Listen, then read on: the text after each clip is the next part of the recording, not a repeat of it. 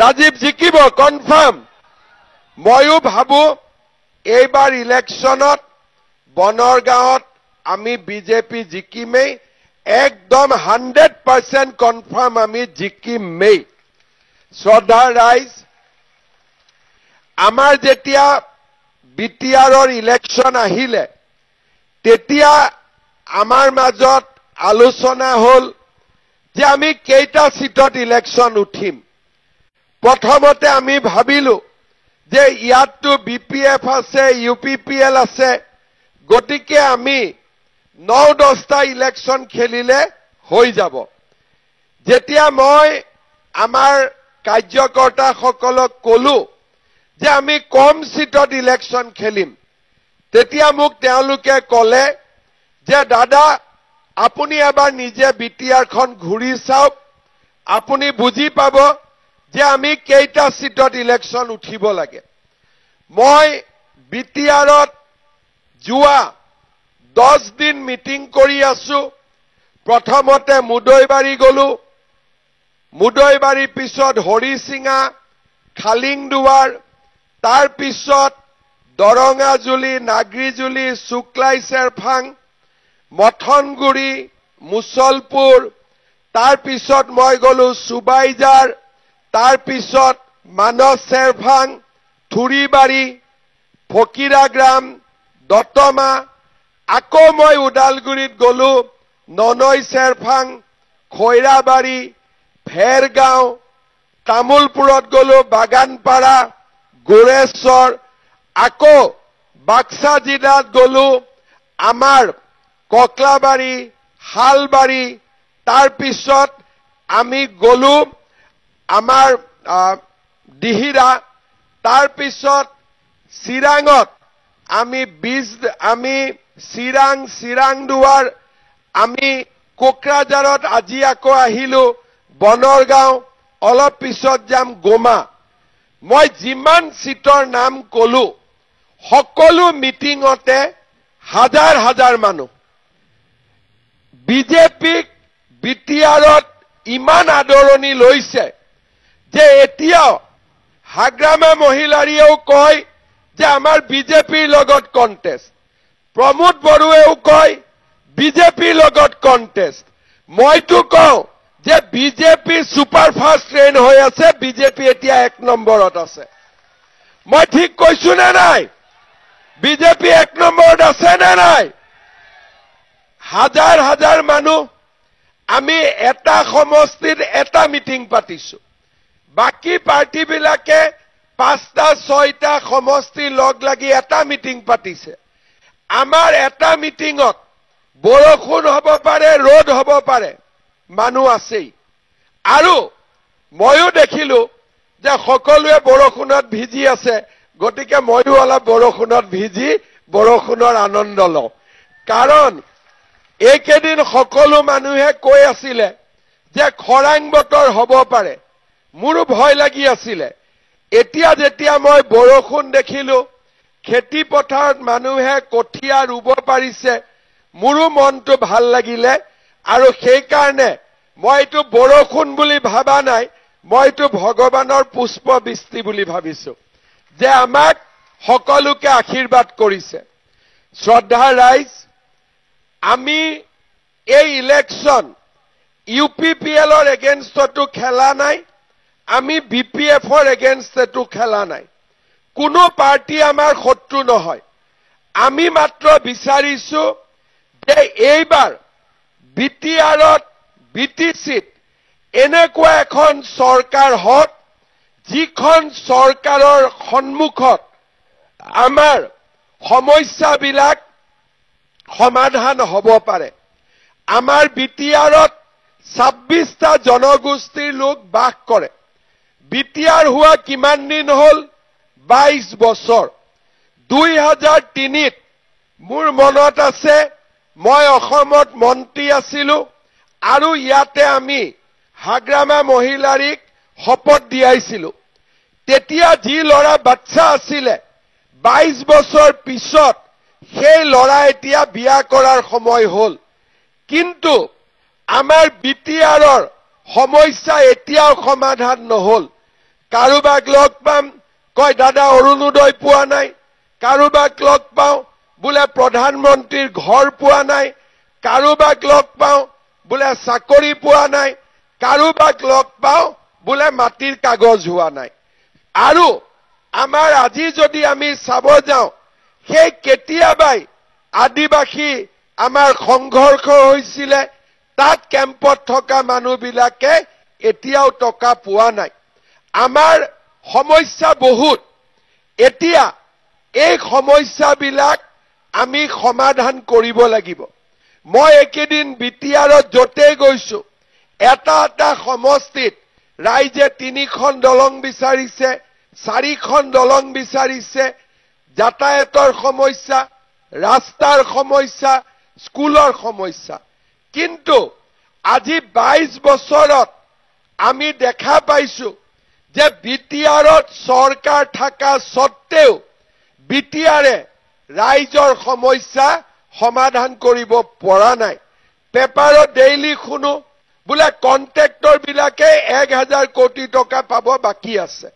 যদি মোদী দিল্লীত আছে, দিছপুৰত আমি আছো, এই বিটিআৰত যদি সমস্যাবিলাক সমাধান হ'ব লাগিব, তেতিয়াহ'লে আমাক ইয়াত বিজেপিৰ শক্তিশালী ভূমিকা কোকৰাঝাৰত থাকিব লাগিব, নহলে বিটিআৰৰ সমস্যা কেতিয়াও সমাধান নহয়। মই সকলো মিটিঙতে কৈছো যে এইবাৰ বিটিআৰত কোনো দ্বিতীয় শ্ৰেণীৰ নাগৰিক নাথাকিব, সকলো প্ৰথম শ্ৰেণীৰ নাগৰিক এইবাৰ বিটিআৰত হ'ব লাগিব। মোক সাংবাদিকে সোধে যে প্ৰথম শ্ৰেণী কি, দ্বিতীয় শ্ৰেণী কি? মই তেওঁলোকক সিম্পল ভাষাত বুজাই দিওঁ যে যোনে অৰুণোদয় পাইছে সি প্ৰথম শ্ৰেণী, যোনে অৰুণোদয় পোৱা নাই সি দ্বিতীয় শ্ৰেণী, যাৰ মাটিৰ কাগজ আছে সি প্ৰথম শ্ৰেণী, যাৰ মাটিৰ কাগজ নাই সি দ্বিতীয় শ্ৰেণী, যি কন্ট্ৰেক্টৰে বিল পাইছে সি প্ৰথম শ্ৰেণী, যোন কন্ট্ৰেক্টৰে বিল পোৱা নাই তেওঁ দ্বিতীয় শ্ৰেণী, যোনে ঘৰ পাইছে তেওঁ প্ৰথম শ্ৰেণী, যোনে ঘৰ পোৱা নাই তেওঁ দ্বিতীয় শ্ৰেণী। সেইকাৰণে বিজেপি যদি চৰকাৰ হয় তেতিয়া বা কোকৰাঝাৰত বিজেপিৰ যদি শক্তিশালী ভূমিকা থাকে, ইয়াতে কোনো দ্বিতীয় শ্ৰেণীৰ নাগৰিক নাথাকিব, প্ৰথম শ্ৰেণীৰ নাগৰিক হ'ব। কেইদিনমান আগতে মই ওদালগুৰিত গৈছিলো, মই ৰাইজক সুধিলো যে অৰুণোদয় কোনে কোনে পাইছে হাত উঠাওক। অকণমান মানুহে হাত উঠালে। কিন্তু মই যদি নলবাৰীত গৈ সুধো যে অৰুণোদয় কিমানে পাইছে, চবেই হাত উঠায়। যদি ডিব্ৰুগড়ত গৈ সুধো অৰুণোদয় কিমানে পাইছে, চবেই হাত উঠায়। তেতিয়া মই ওদালগুৰিত যেতিয়া মই সুধিলো যে কিমানে অৰুণোদয় পাইছে, মানুহে হাত বহুত কম উঠালে। মই চিন্তা কৰিলো ঘটনাটো কি। মই ডিচিক সুধিলো যে এই যে অৰুণোদয় আঁচনি মই যে প্ৰত্যেক সমষ্টিত 40,000 মহিলাৰ কাৰণে পঠাইছো, আপুনি ফৰ্মবিলাক কাক দিছে? বোলে ছাৰ মই ভিচি ডিচিক দিছো। মই বোলে এইটো কি বস্তু? বোলে মই ভিচি ডিচিক দিছো ছাৰ। মই বোলে ফৰ্ম আপোনাক দিলো দুখীয়া মানুহক দিবৰ কাৰণে, এই ভিচি ডিচিটো আকৌ ক'ৰ পৰা ওলাল? ই কি বৰালি মাছ নেকি, সৰু সৰু মাছ খোৱা? সেইকাৰণে মই এটা কথা বুজি পালো যে বড়োলেণ্ডত যেতিয়ালৈকে ভিচি ডিচি থাকিব তেতিয়ালৈকে গৰীব মানুহে কোনো আঁচনি নাপায়, তেতিয়ালৈকে গৰীব মানুহৰ কোনো উন্নতি নহয়। বোলে ঘৰৰ লিষ্ট কোনে বনাব? বোলে ভিচি ডিচিয়ে বনাব। বোলে অৰুণোদয় কোনে দিব? ভিচি ডিচিয়ে বনাব। আৰে টকা দিছো মই, টকা দিছে মোদীয়ে, এই মাজত ভিচি ডিচি ক'ৰ পৰা ওলালে? সেইকাৰণে এইবাৰ বিজেপিৰ চৰকাৰ হ'ব, মোদীয়ে ঘৰ বনোৱা টকা দিব, ডাইৰেক্টলি মানুহে পাব। অৰুণোদয় টকা মই দিম, ডাইৰেক্টলি মানুহে পাব, মাজত কোনো ভিচি ডিচি নাথাকিব। আমাৰ অসমততো ভিচি ডিচি নাই, নলবাৰীত ভিচি ডিচি নাই, বৰপেটাত VCDC নাই, যোৰহাটত VCDC নাই, ডিব্ৰুগড়ত VCDC নাই, তাত সকলোৱে অৰুণোদয় পায়। অৰুণোদয় এতিয়া আমি মাহত 1250 টকা দি আছো। জানুৱাৰী মাহৰ পৰা অৰুণোদয়ৰ মানুহে গেছ কিনিলে আৰু 250 টকা পাব। তাৰ মানে অৰুণোদয় 1500 টকা হ'ব।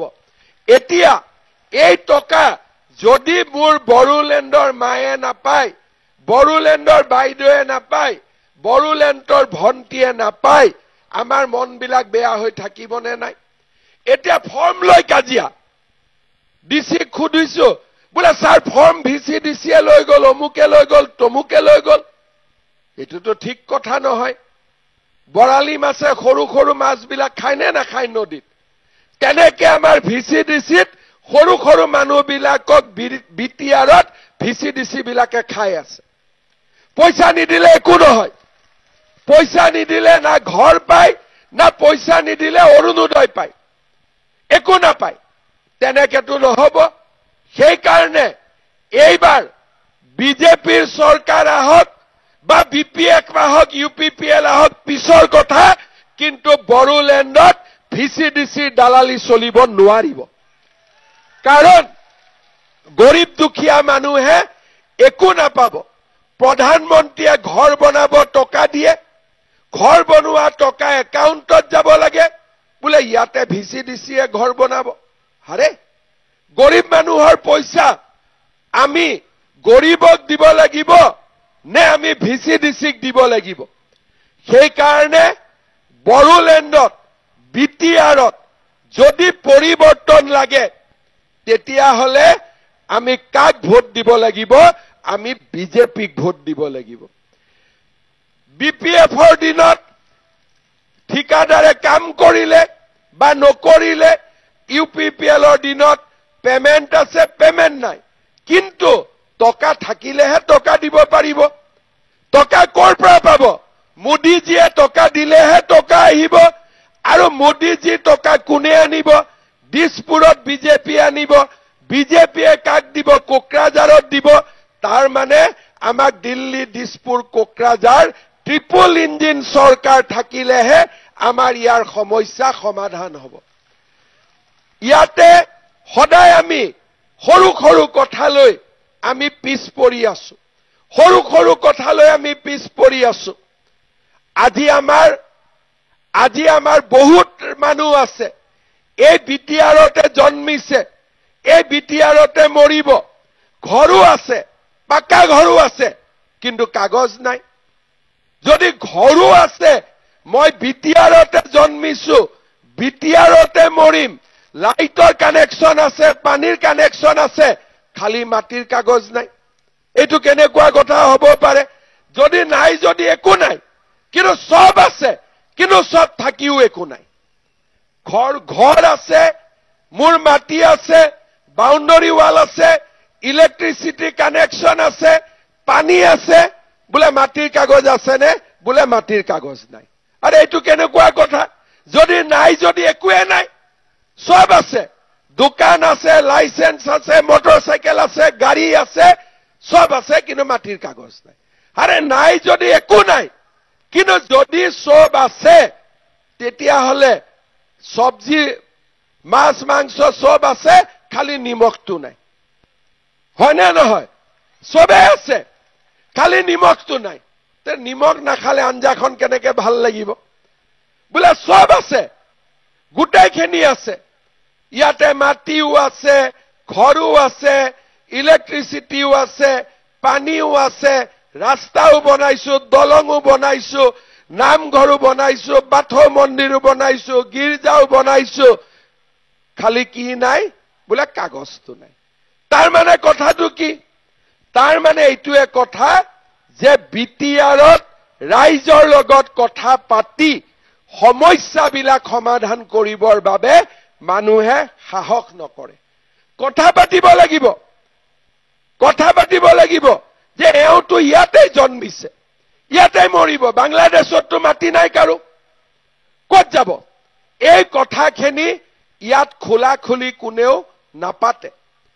কিন্তু আমাৰ কোনো সমস্যা নাই কাৰণ বিজেপি মানে সকলোৰে পাৰ্টি বিজেপি মানে সকলোৰে দল আমাৰ মনত ক্লিয়াৰ আছে যে বিটিআৰ ভাল হ'ব লাগে 26টা জনগোষ্ঠীৰ ৰাইজে বিটিআৰক আদৰণি জনাব লাগে আৰু আমাৰ বিটিআৰ খনত কোনো সমস্যা থাকিব নালাগে আজি অসমত চাকৰি হয় কামাণ্ডো বেটেলিয়ন পুলিচ বেটেলিয়ন গৰীব হলে চাকৰি পায় এক পইচাও ঘুষ দিব নালাগে কোনবাই যদি দিছপুৰৰ চাকৰিত গৰীবৰ পৰা তামোল পান এখন লয় সিধা সিধি জেলৰ ভিতৰত যাব লাগিব তাৰ বাহিৰত থাকাৰ কোনো ৰাস্তা নাই কিন্তু গুৱাহাটীৰ চাকৰি যেনেকে সকলোৱে পায় দিল্লীৰ চাকৰি যেনেকে সকলোৱে পায়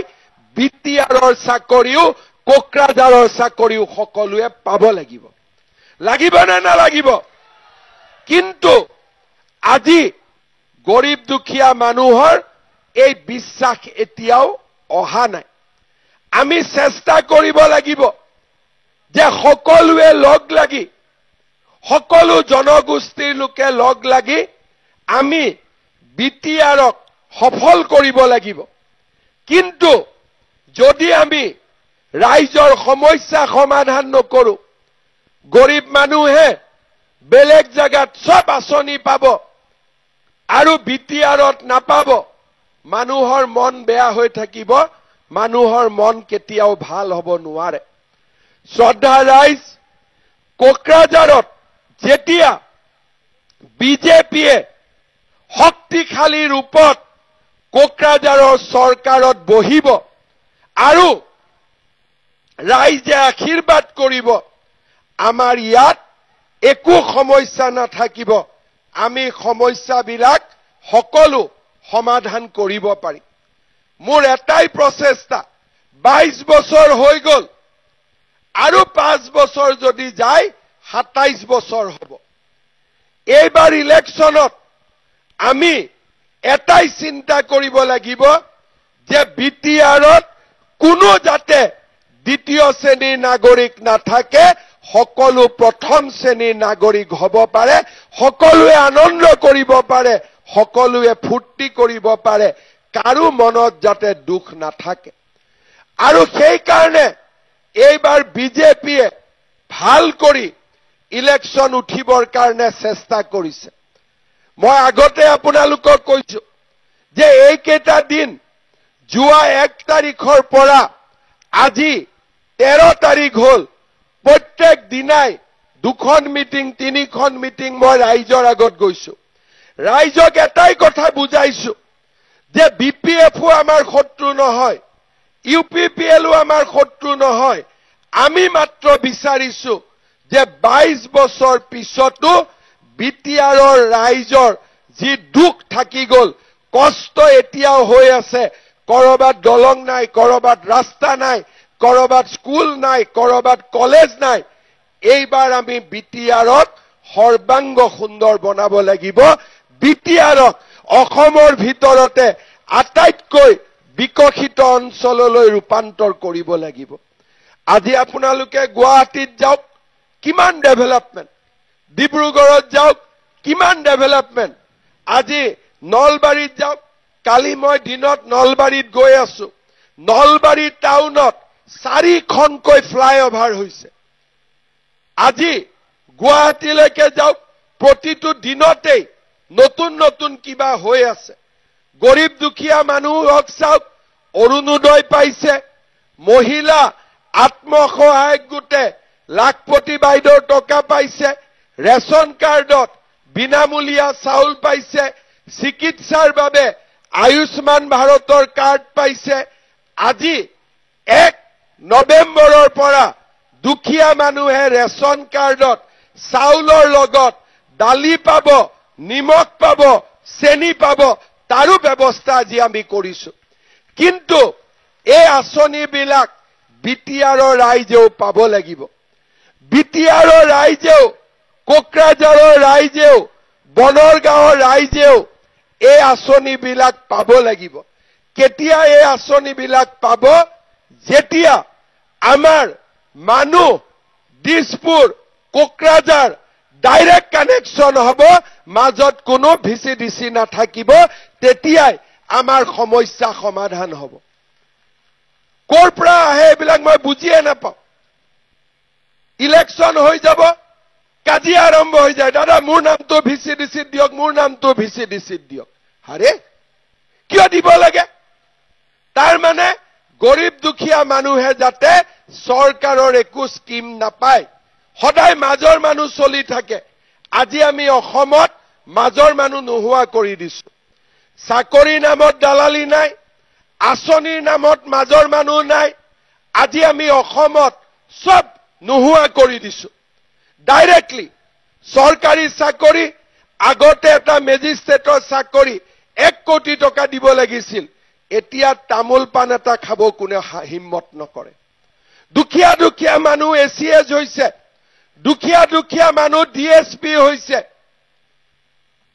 আগতে কংগ্ৰেছৰ দিনত 1 কোটি টকা দিব লাগিছিল আজি সবজি বেপাৰী লৰা ছোৱালীয়ে ঘৰত যদি 3টা বাচ্চা আছে 3টাই চাকৰি পাইছে খালি মেৰিটত পঢ়িছে পুলিচত দৌৰিছে চাকৰি পাইছে কমান্ডো বেটেলিয়ন দৌৰিছে চাকৰি পাইছে কিয় অসমত আমি মাজৰ মানুহ নোহোৱা কৰিছো যে কোনো কামত মাজৰ মানুহ থাকিব নোৱাৰে আৰু লগে লগে আমাৰ ৰাজ্যখনৰ উন্নতি হৈছে মই বিচাৰো যে বিটিআৰৰ ৰাইজেও একে সুবিধা পাব লাগে মই আপোনালোকক খুদিম অৰুণোদয় কোনে কোনে পাইছে হাত দাঙকচোন আৰু যোনে যোনে পোৱা নাই হাত দাঙক যোনে যোনে নাই পোৱা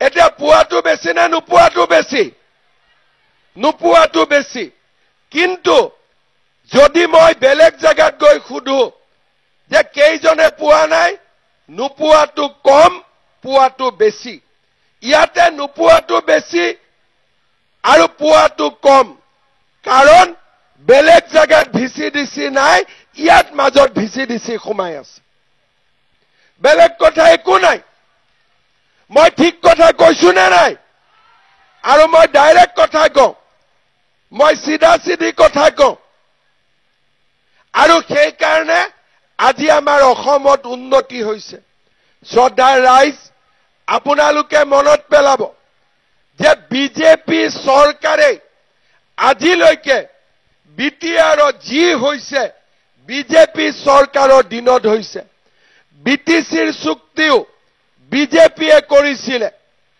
আৰু বিটিআৰৰ চুক্তিও বিজেপিয়ে কৰিছে আপোনালোকে জানে যে 2021 চনৰ আগলৈকে আমাৰ বিটিআৰত গুলি বৰ্ষণ আছিলে বোমা বিস্ফোৰণ আছিলে গোষ্ঠীগত সংঘৰ্ষ আছিলে সাম্প্ৰদায়িক সংঘৰ্ষ আছিলে 2021 চনত মই অসমৰ মুখ্যমন্ত্ৰী হলো আৰু মই মুখ্যমন্ত্ৰী হোৱাৰ পিছত বিটিআৰত এটাও গুলি ফুটা নাই এটাও বোমা বিস্ফোৰণ হোৱা নাই আজি 4.5 বছৰ হৈ গল যিমান লৰা জংগলত আছিলে মৰমেৰে আমি মাটি আনিলো বন্দুক বিলাক লৈ ললো ট্ৰেক্টৰ ল পাৱাৰ টিলাৰ ল বন্দুক নালাগে আজি আমি যেতিয়াৰ পৰা মই অসমত মুখ্যমন্ত্ৰী হৈছো তেতিয়াৰ পৰা অসমত আমি দেখা পাইছো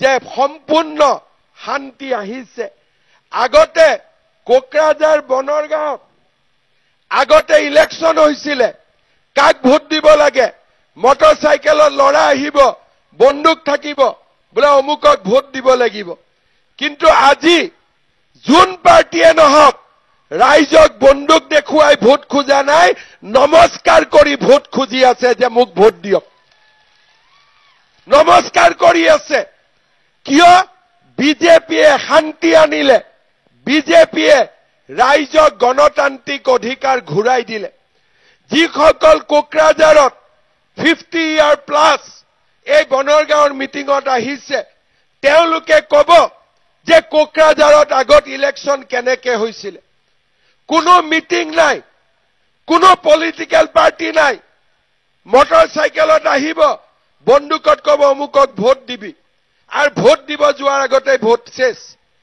এতিয়াতো তেনেকুৱা নহয়। এতিয়া ৰাইজে সকলো BPFও আহিব, ৰাইজক নমস্কাৰ কৰিব, UPPL আহিব, ৰাইজক নমস্কাৰ কৰিব, BJP আহিব, ৰাইজক নমস্কাৰ কৰিব, কংগ্ৰেছ আহিব, ৰাইজক নমস্কাৰ কৰিব। BTRৰ কোনো মানুহে ভাবা নাছিল যে BTRত এনেকুৱা পৰিৱেশ কেতিয়াবা আহিব পাৰে বুলি। BTRত আগতে 6 মাহ গুলীকাণ্ড নহলে মানুহে ভাবে কি হল, আজি 6 মাহ গণ্ডগোল নাই। আজি 5 বছৰ হৈ গল, BTRত কোনো গণ্ডগোল নাই, কাৰো লগত কাজিয়া পেচাল নাই, সম্পূৰ্ণ শান্তিত আজি BTR আগবাঢ়িছে।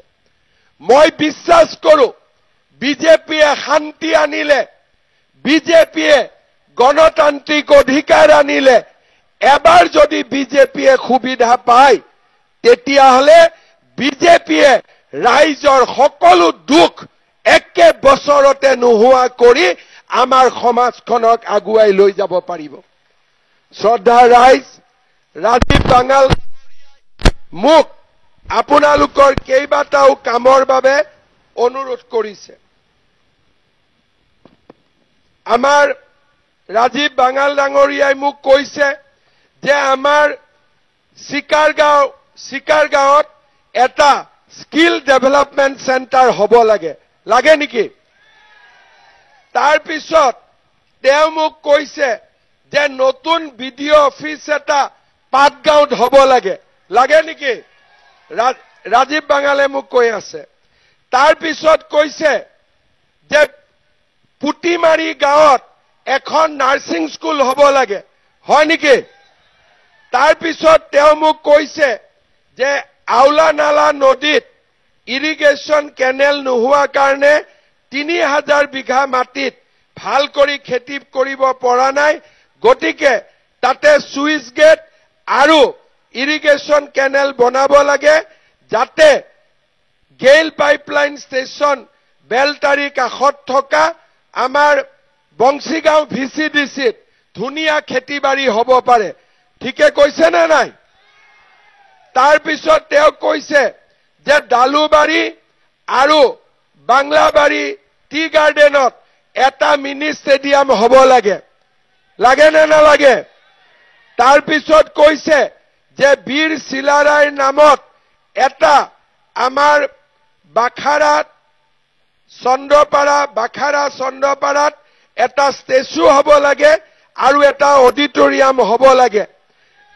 জাষ্টিন লাকৰাৰ নামত এটা আমাৰ কমিউনিটি হল নিৰ্মাণ কৰিব লাগে আৰু বনৰগাঁৱত বেংক আনিব লাগে যাতে বেংকিং সাৰ্ভিস মানুহে পাব পাৰে। ঠিকে কৈছে নে নাই কোৱা? তাৰপিছত কৈছে যে শালগুৰিৰ পৰা ভাওৰাগুৰিলৈ সৰভাঙ্গা নদীৰ ওপৰত এখন দলং হ'ব লাগে নে নালাগে? তাৰপিছত কৈছে হেকাইপাৰাৰ পৰা মাছুৱা ঘাটলৈকে এখন ফুটব্ৰিজ হ'ব লাগে। তাৰপিছত কৈছে ৰাম মন্দিৰ টু হৰিকৃষ্ণ মন্দিৰ গৌৰাংগ নদীৰ ওপৰত এখন ফুটব্ৰিজ হ'ব লাগে নে নালাগে? লাগে। তাৰ মানে যিখিনি ৰাজীৱ বাঙাল ডাঙৰীয়াই মোক দিছে এইখিনি যদি কৰি দিও আপোনালোকে ভাল পাব, শান্তি পাব, হয় নে নহয়? পাক্কা কৈছে। তাৰ মানে ৰাজীৱ বাঙালে আপোনালোকৰ কাৰণে কিমান চিন্তা কৰে, হয় নে নহয়? এই গোটেই কথাখিনি মই ইয়াত আহাৰ লগে লগে মোক কৈছে যে বনৰগাঁৱত মানুহ বৰষুণত ভিজি আছে, এইখিনি আপুনি ঘোষণা কৰি যাব লাগিব। তাৰ মানে আপোনালোকক কিমান মৰম কৰে। এই কামবোৰ বেলেগ পাৰ্টিয়ে কৰিব পাৰিবনে BJPয়ে কৰিব পাৰিব? কোনে কৰিব পাৰিব? অকল BJPয়ে কৰিব পাৰিব। শ্ৰদ্ধা ৰাইজ, আমাৰ ইয়াত আদিবাসী গাঁৱৰ পৰাও বহুত ৰাইজ আহিছে। কেইদিনমান আগতে আদিবাসী শান্তি চুক্তিৰ বাবে ভাৰত চৰকাৰে 500 কোটি টকাৰ অনুমোদন দিছে। ৰাজ্য চৰকাৰেও 500 কোটি টকা দিব আৰু গোষ্ঠীগত সংঘৰ্ষত যিসকল ৰিলিফ কেম্পত আছিলে তেওঁলোককো আমি পাবলগীয়া পইচা ইলেকশ্যনৰ এছেম্বলি ইলেকশ্যনৰ আগতে দিবৰ বাবে আমি চেষ্টা কৰিম অলৰেডি কাম আগুৱাই গৈছে শ্ৰদ্ধা ৰাইজ আপোনালোকক এটাই কথা সুধিম এইবাৰ ইলেকশ্যনত বনৰগাঁৱত বিজেপি ইলেকশ্যন খেলিব লাগে নে নালাগে সকলোৱে ক'ব লাগে নে নালাগে কেণ্ডিডেট ৰাজীৱ বাঙ্গাল হ'ব লাগে কি নালাগে ৰাজীৱ বাঙ্গাল কেণ্ডিডেট হ'ব লাগে নে নালাগে ৰাজীৱ বাঙ্গাল জিকিব নে নাই ৰাজীৱ বাঙ্গালক ভোট দিব নে নাই কোকৰাঝাৰত বিজেপিৰ চৰকাৰ গঠনত শক্তিশালী ভূমিকা হ'ব লাগে নে নালাগে লাগে পাক্কা লাগে তেতিয়ালে মোৰ লগত একেলগে ক'ব ভাৰত মাতা কি নৰেন্দ্ৰ মোদী অমিত শাহ দিলীপ শইকীয়া ৰাজীৱ বাঙ্গাল